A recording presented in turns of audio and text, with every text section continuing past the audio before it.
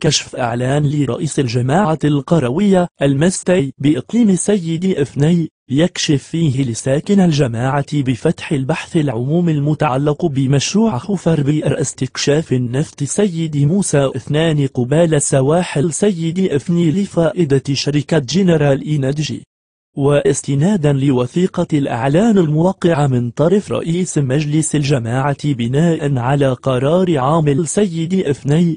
أخبر المسؤول الانتخابي أن البحث الاستكشاف النفط بسيدي موسى 2 قبال سواحل سيدي إفني لفائدة الشركة العالمية جنرال إينرجي، حيث أن البحث سينطلق من يوم 6 يناير 2017 ويمتد إلى 20 يوما.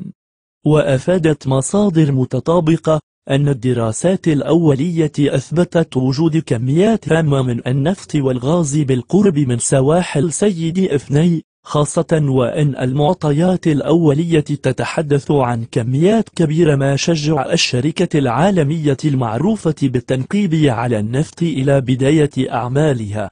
لكي تتوصل بالجديد لا تنسى الإعجاب والاشتراك في القناة.